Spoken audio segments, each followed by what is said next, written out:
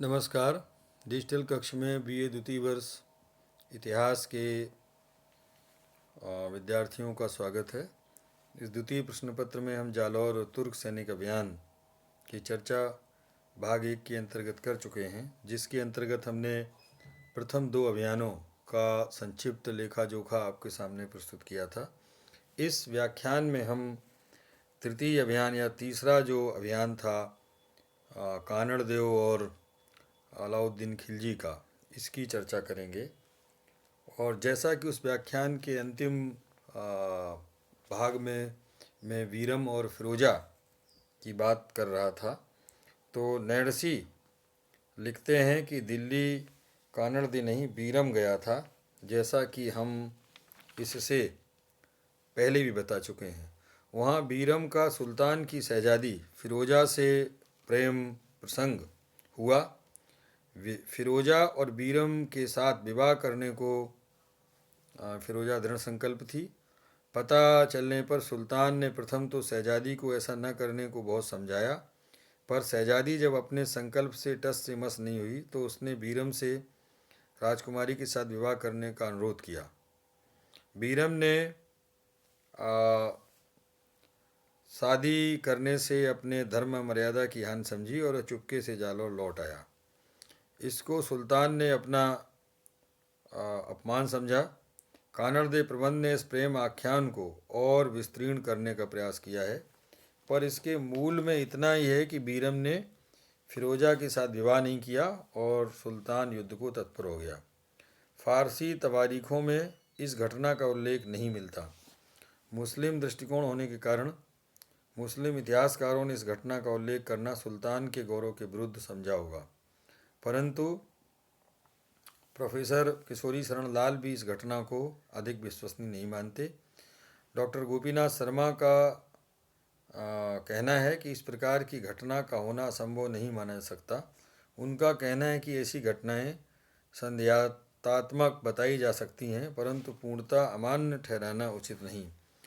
हम देखते हैं कि इस प्रकार की घटनाएं आगे मुगल दरबार में भी घटती रही हैं। इसी प्रकार की घटना शिवाजी के पुत्र संभाजी के साथ भी घटी बताई गई है, जबकि वह अपने पिता के साथ मुगल दरबार में बंदी था। तो एक ये घटना है।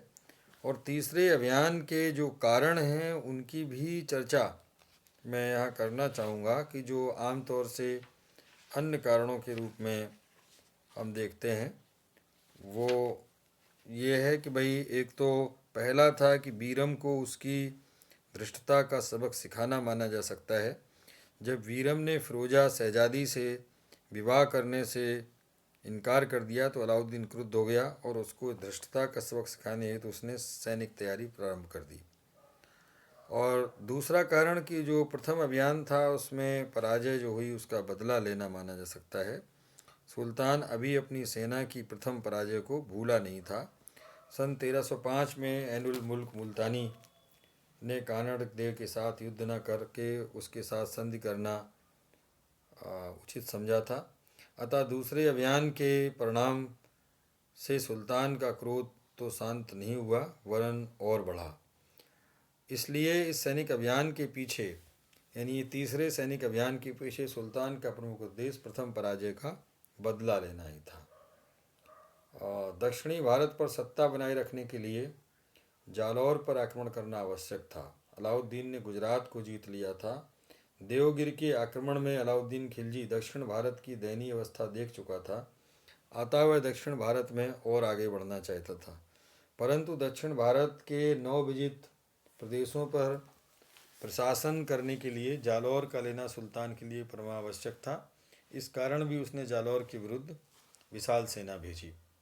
रणथंभौर व चित्तौड़ को सैनिक छावनियाँ बनाना। अलाउद्दीन इन दोनों स्थानों को विजित कर चुका था। राजपूतों में अपना राजनीतिक प्रभाव बनाए रखने हेतु रणथंभौर को एक सैनिक छावनी के रूप में रखना चाहता था तथा राजपूताने व दक्षिणी भारत पर अपना प्रभाव बनाए रखने की दृष्टि से चित्तौड़ के दुर्ग को अपना सैनिक अड्डा बनाना चाहता था। परंतु इन दोनों सुदृढ़ दुर्गों को वह तब तक सैनिक छावनी में परिणत नहीं कर सकता था जब तक कि वह जालौर की स्वतंत्रता को समाप्त न कर दे। कानड़ दे की बढ़ती शक्ति को सहन नहीं कर पा रहा था, ये भी एक कारण माना जा सकता है। इसमें संदेह नहीं कि कानड़ देव एक शक्तिशाली शासक था और वह दिन पर दिन अपनी शक्ति बढ़ाता ही जा रहा था। उसने भारत का सिकंदर बनने का जो अलाउद्दीन खिलजी का सपना था वो स्वीकार नहीं किया था। अतः कानड़ देव की बढ़ती शक्ति को सहन न करते हुए अलाउद्दीन भी जालौर के विरुद्ध अभियान छेड़ने को तत्पर था। उपर्युक्त सारे जो ये कारण हैं प्रमुख तौर से, उनसे प्रेरित होकर अलाउद्दीन स्वयं एक विशाल सेना के साथ जून 1310 ईस्वी में जालौर के लिए रवाना हुआ। डॉक्टर दशरथ शर्मा का कहना है कि वह सेना अब तक राजपूत नरेशों के विरुद्ध भेजी गई सेनाओं में सर्वाधिक विशाल थी, परंतु मार्ग में उसे सिवाना दुर्ग पड़ा। सुल्तान ने जालौर पहुंचने से पूर्व सिवाना लेना उचित समझा। सिवाना का दुर्ग ये जोधपुर से 54 मील की दूरी पर पश्चिम दिशा में स्थित है। जालौर इसके दक्षिण में स्थित है। हालांकि सिवाना का दुर्ग चारों ओर से थार के रेगिस्तान से घिरा हुआ है, परंतु इसके समीप ही 56 की पहाड़ी सिलसिला भी चल गया है। उसी पहाड़ी सिलसिले में हल्देश्वर का पहाड़ भी है। यह पहाड़ इस सिलसिले में सर्वाधिक ऊंचा है और इसी पर्वत ने सिवाना का सामरिक महत्व बढ़ा दिया है। इस दुर्ग का निर्माता पवार नरेश वी नारायण को माना जाता है, सिवाना दुर्ग का निर्माता। तो सिवाना दुर्ग को विजित करना अलाउद्दीन ने लक्ष्य बना लिया और इस किले को विजित करने का इरादा जब उसने बना लिया, परंतु जो बबूल, धाक, पलाश के वृक्षों से आच्छादित सघन वन ने अलाउद्दीन की सेना को किले की ओर बढ़ना मुश्किल कर दिया। इस समय वह दुर्ग शीतल देव के संरक्षण में था। इस सरदार ने रणथंभौर व चित्तौड़ जैसे सुदृढ़ एवं सुरक्षित दुर्गों को विजित होते देखा था, परंतु उनके पतन से वह हतोत्साहित नहीं हुआ। वह मंडोर में खिलजियों को धूल चटा चुका था। पड़ोसी राजपूत राजाओं पर भी उसकी अच्छी धाक जमी हुई थी। अतः उसने दुर्ग बिना युद्ध न देने का निश्चय कर किले की सुरक्षा का माकूल प्रबंध कर लिया। सुल्तान की सेना ने चारों ओर से किला घेर लिया। किले पर मुस्लिम सैनिकों ने विभिन्न माध्यमों से परीक्षापास्त्रों की बौछार प्रारंभ कर दी। वीर शीतल देव इससे तनिक भी विचलित नहीं हुआ। सैनिक कार्रवाई से दुर्ग लेने में विलंब होता देख सुल्तान अलाउद्दीन ने कपट और छल का सहारा लिया। उसने राजद्रोही भाबले को राज्य का लोभ देकर अपनी ओर मिला लिया। सुल्तान ने उसकी सहायता से दुर्ग के एकमात्र पानी के कुंड को गोरक्त से अपवित्र कर दिया। ऐसा आमतौर से राजस्थान के दुर्गों में प्रायः होता रहा है। अन्न और जल की केंद्रीय समस्या इन दुर्गों की रही है। विवश हो राजपूतों को दुर्ग का फाटक खोलना पड़ा और राजपूत केसरिया बाने में शत्रुओं से कड़ा मुकाबला करते वीरगति को प्राप्त हुए। शीतल देव भी अपने वीर सैनिकों के साथ वीरगति को प्राप्त हुआ। जब सुल्तान ने मृत शीतल देव के गज के समान विशाल देव को देखा तो दांतों तले उंगली दबा गया। अमीर खुसरो ने भी युद्ध में वीरगति पाने वाले राजपूतों के शौर्य की भूर भूर प्रशंसा की है। सिवाना का दुर्ग सुल्तान द्वारा ले लिया गया और उसका नाम खैराबाद रखा गया। किले का प्रबंध कमालुद्दीन गुर को दे दिया गया। यहाँ मैं आपको स्मरण दिलाना चाहूँगा कि दुर्गों नगरों के नाम बदलने की जो परंपरा है या यूँ कहें कि प्रवृत्ति है शासकों की, ये इतिहास में बहुत पहले से चली आ रही है। तो अलाउद्दीन द्वारा जो थी वो एक आतंकवादी नीति जो अपनाई गई, सिवाना का दुर्ग जीत लिया गया। अब लक्ष्य तो जालौर दुर्ग का था। अलाउद्दीन स्वयं तो सिवाना विजय के उपरांत दिल्ली लौट गया, परंतु वह अपने सेना नायकों को मारवाड़ उजाड़ देने का आदेश दे गया। उसके इस आदेश का अर्थ यह था कि मारवाड़ में जालौर के आसपास के स्थानों के भयंकर विनाश से कानड़ देव विचलित हो जाए और वह डरकर सुल्तान को जालौर का दुर्ग समर्पित कर दे। इस नीति का अवलंबन उसने अपने पूर्वज बलबन के सिद्धांत पर किया। अलाउद्दीन के आदेशानुसार उसके सेना नायकों ने बाड़मेर को घेर लिया तथा सांचौर के महावीर देवालय को धराशायी कर दिया। भीनमाल को अग्निदेव को भेंट चढ़ा दिया। यहाँ बहुत सारे पुजारियों ब्राह्मणों को बंदी बना लिया गया। डॉक्टर दशरथ शर्मा का कहना है कि भीनमाल चौहान कालीन विद्या का केंद्र था तथा इसे दूसरी ब्रह्मपुरी माना जाता था। यहाँ यह उल्लेखनीय है कि भीनमाल के पुराने नाम पुष्पमाल और श्रीमाल के रूप में उपलब्ध हैं, जहाँ उसके अध्यात्म और एक ज्ञान के केंद्र होने की चर्चा मिलती है।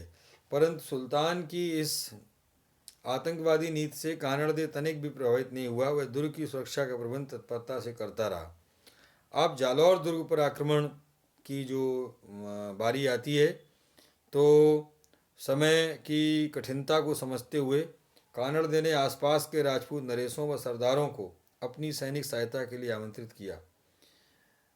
खेंती तथा घड़ासा से आ रहे राजपूत सैनिकों ने मुसलमान सैनिकों को खंडाला पर परास्त किया। उन्होंने मुसलमानों को आगे बढ़ने से रोक दिया और वे तितर बितर हो गए। वीर जेता और देवा कानड़देव को इस सफलता की खबर देने जालौर की ओर रवाना हुए, परंतु उस दिन अमावस्या होने से उन्होंने समीप के कुंड में स्नान करने का इरादा किया। इसी बीच विजय से उत्साही किसी राजपूत ने वह ढोल बजा दिया जो उन्होंने मुस्लिम सैनिकों से छीना था। इस ढोल की आवाज़ सुनकर सुल्तान का सेनापति मलिक नाइब आ गया, जो राजपूतों के आक्रमण के समय शिकार पर गया हुआ था। आने पर जब उसने अपने मृत सैनिकों की लाशों का ढेर देखा तो वह आग बबूला हो गया। उसने अपने बिखरे सैनिकों को तत्परता से एकत्रित किया और वह आराम से स्नान करने गए हुए राजपूत सैनिकों में टूट पड़ा। डॉक्टर दशरथ शर्मा कहते हैं कि इसके बाद वहाँ राजपूतों का कत्लेआम आरंभ हो गया और अपने विनाश की कथा सुनाने के लिए एक भी राजपूत शेष नहीं रहा। इस तरह से ये जो देवा और साला नाम के सैनिक थे, ये सभी वीरगति को प्राप्त हुए और इस सफलता से मुस्लिम सेना नायक मलिक नाइब की हिम्मत बढ़ गई और अपनी सेना के साथ वह जालौर की ओर रवाना हो गया। इस बीच में दिल्ली से कुमुक और आ गई। 7 दिन तक सुल्तान के सैनिक जालौर के दुर्ग को घेरे रहे और वे दुर्ग पर चढ़ने का प्रयास करते रहे, परंतु कानड़दे के वीर पुत्र वीरम तथा अनुज मालदे मुस्लिम सैनिकों के सारे प्रयत्न विफल बनाते रहे।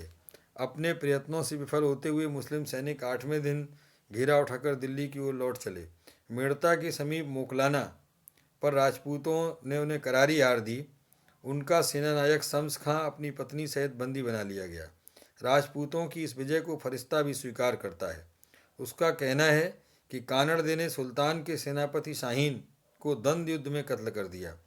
इस पर अन्य मुस्लिम सेनापतियों ने संघर्ष जारी रखने में अपने को अक्षम पाया। डॉक्टर दशरथ शर्मा का कहना है कि निसंदेह यह राजपूतों की गौरवशाली विजय थी, परंतु इस विजय ने अलाउद्दीन को जालौर लेने को और दृढ़ प्रतिज्ञ बना दिया। इस अपमानजनक पराजय से भी अलाउद्दीन निराश नहीं हुआ। इस बार उसने सेना का नेतृत्व कमालुद्दीन गुर्ग को दिया। वह उस समय सुल्तान की सेना का माना हुआ सेनानायक था। वह एक विशाल सेना के साथ मंथरगत से जालौर की ओर बढ़ने लगा। मार्ग में उसने भी लूटपाट प्रारंभ कर दी, परंतु उसने दिल्ली से संपर्क बनाए रखा। उस विशाल सेना की प्रगति देख कानड़दे ने बीरम्बा अपने छोटे भाई मालदेव को जालौर बुलाना श्रेष्ठ कर समझा। मालदेव को कानड़दे ने खिलजी सेना पर धावा बोलने भेज दिया और पुत्र बीरम को अपनी सहायता के लिए किले में रखना उचित समझा। कमालुद्दीन के पूर्व की असफलताओं से शिक्षा लेते हुए किले का घेरा तंग कर दिया। किले की खाद्य सामग्री को समाप्त करने की दृष्टि से उसने घेराबंदी इतनी सख्त कर दी कि बाहर से खाने का कोई सामान किले के अंदर ना जा सके। कमालुद्दीन अपनी नीति में सफल रहा। दुर्ग में खाद्य सामग्री दिन पर दिन कम होती गई।